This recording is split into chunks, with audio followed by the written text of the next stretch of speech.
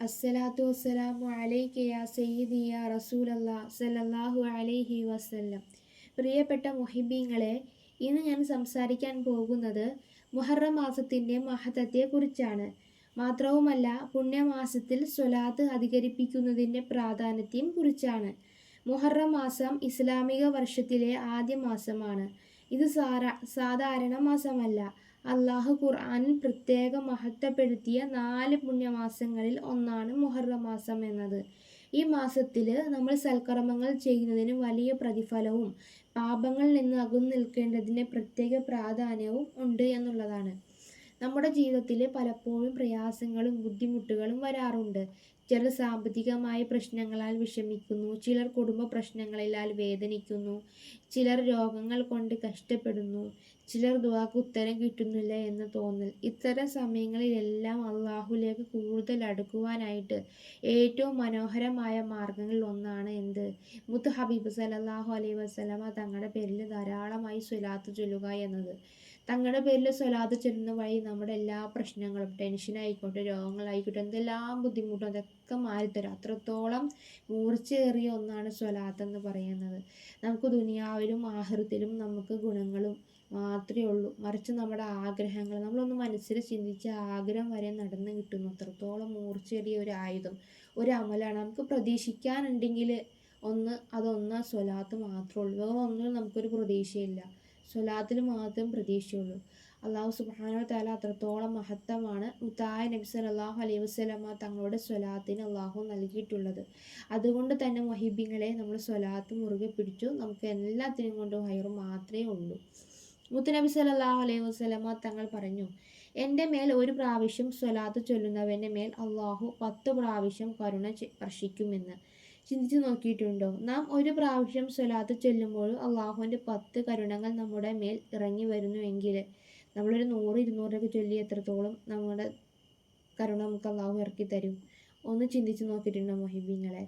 അതുകൊണ്ട് തന്നെ മഹാന്മാരും ജീവിതത്തിലെ ഏറ്റവും സാഹചര്യം, അഥവാ എല്ലാ സാഹചര്യങ്ങളിലും സ്വലാത്ത് അവർ അധികരിപ്പിച്ചുകൊണ്ടേ ഇരിക്കാറുണ്ടെന്ന്.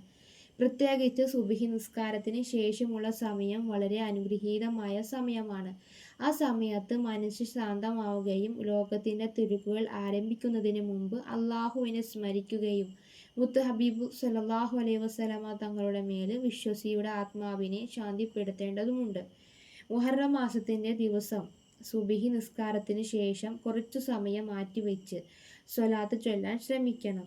10 പ്രാവശ്യമോ അല്ലെങ്കിൽ 50, 100 നമുക്ക് എത്രത്തോളം ചൊല്ലാൻ പറ്റുന്നുവോ അത്രത്തോളം ചൊല്ലാൻ നാം ശ്രമിക്കേണ്ടതുണ്ട് ഇൻഷാ അല്ലാഹ്.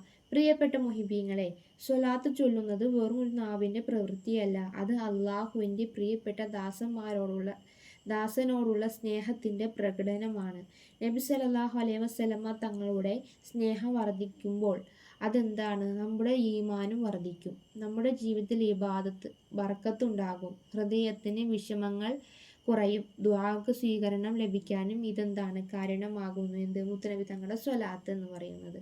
നമ്മുടെ ദുആകൾ സ്വീകരിക്കുന്നതും അള്ളാഹുവിൻ്റെ ഇഷ്ടപ്രകാരമാണ്. പക്ഷെ സ്വലാത്ത് ഒരു മഹത്തായ ഒരു ഇബാദത്താണ്.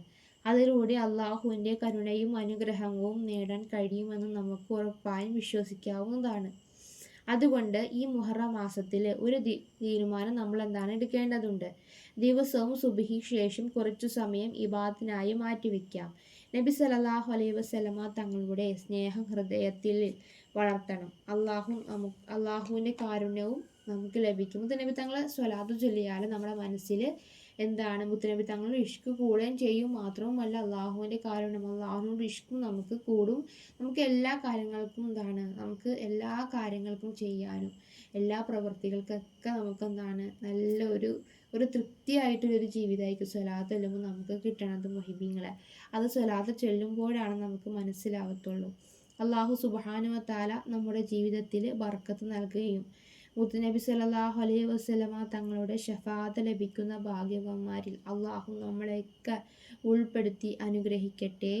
അതേപോലെ തന്നെ നമ്മുടെ പ്രയാസങ്ങളും ബുദ്ധിമുട്ടും എല്ലാം അള്ളാഹു സുബ്ഹാനഹു വ തആല മുത്തുനബി തങ്ങളുടെ സ്വലാത്തിൻ്റെ ബർക്കത്ത് കൊണ്ട് നമ്മുടെ എല്ലാ പ്രയാസങ്ങളൊക്കെ മാറ്റി തരുമാറാകട്ടെ. ആമീൻ ആമീൻ യാ റബ്ബൽ ആലമീൻ. ഇൻഷാ അല്ലാഹ് ദുആ വസിയത്തോടെ അതേപോലെ തന്നെ എൻ്റെ വീഡിയോ ഇഷ്ടപ്പെടുവാണെങ്കിൽ നിങ്ങൾ ലൈക്ക് ചെയ്യാനും, അതുപോലെ ആദ്യമായി കാണുന്നവരാണ് സബ്സ്ക്രൈബ് ചെയ്ത് ഓൾ എന്ന ഓപ്ഷൻ ക്ലിക്ക് ചെയ്ത് വെക്കുകയാണെങ്കിൽ ഞാനിടുന്ന വീഡിയോ നിങ്ങൾക്ക് ലഭിക്കുന്നതായിരിക്കും കേട്ടോ, ഇൻഷാ അല്ലാ.